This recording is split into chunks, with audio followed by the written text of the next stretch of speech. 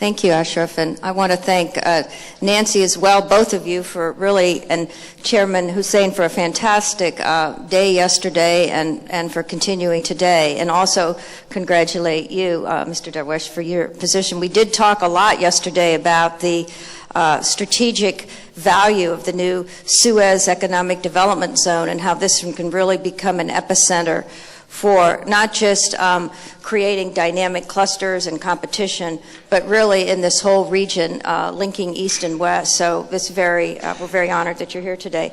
I'm the president of the Global Federation of Competitiveness Councils that was established in actually 2010. And the origin of the GFCC is interesting because it really came almost sui generis.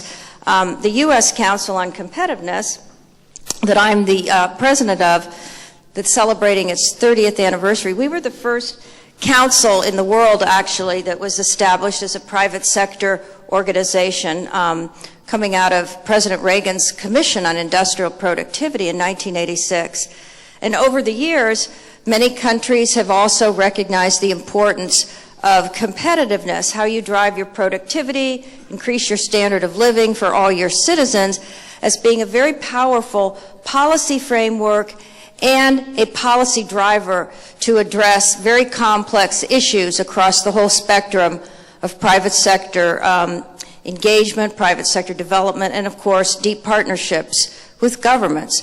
So the idea of the GFCC was there's so many councils beginning to grow and emerge around the world that we really needed to have a network, in effect, that would bring these leaders together to, first of all, understand what we're doing in our respective countries, and then, very importantly, to begin to understand what could we do together that would make a difference in our own nations, but begin to elevate the competitiveness movement as a very powerful driver for global growth and prosperity.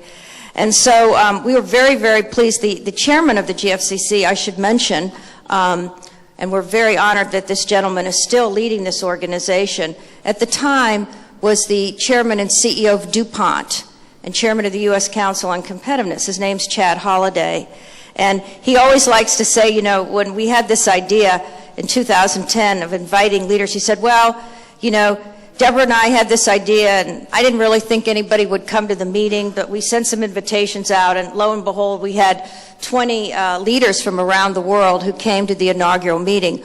And we were very delighted that one of the founders of the GFCC, in addition to the U.S.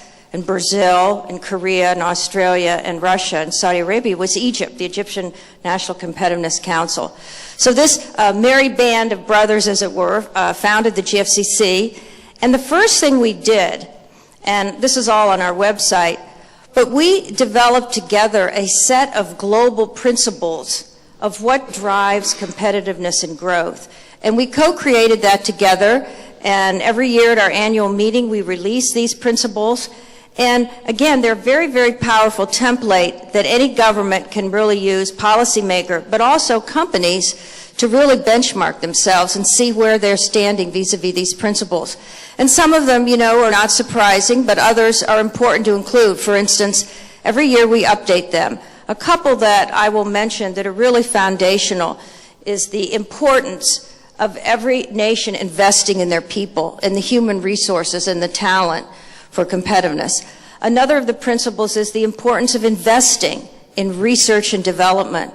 It's not just that the developed countries like the United States and Japan and Korea and now increasingly China should be investing in GDP percentage of our wealth for research and development, but every country should target research and development and developing the capacity of their universities and their labs as incubators of ideas and growth. That's a very powerful principle. Another one is the rule of law and transparency.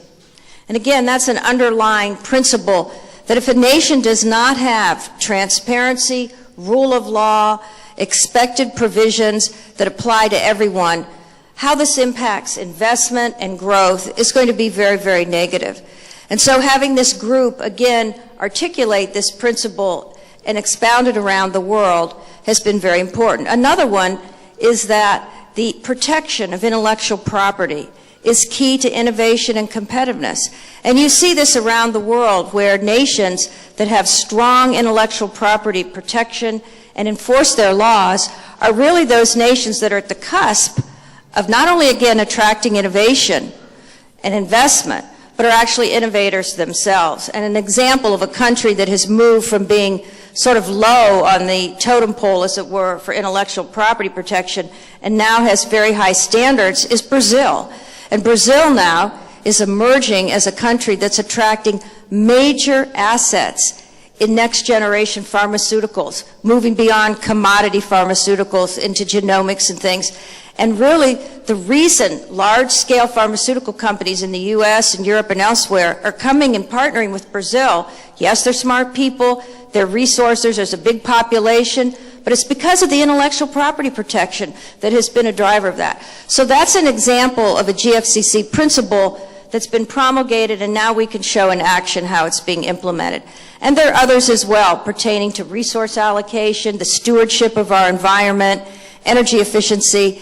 And last year, when we met for our annual meeting in King Abdullah Economic City, we promulgated the importance of 21st century infrastructure to competitiveness and developed a set of principles around that in terms of cost sharing and co-investment and creating new financing models to enable the large-scale projects like the Suez Canal, for instance. So these GFCC principles for competitiveness and growth, again, they're certainly looked at by policymakers and government leaders as really being an integrated template for how to drive growth and competitiveness in individual nations and, well, as the global economy. The other thing we've done in the GFCC is to share best practices.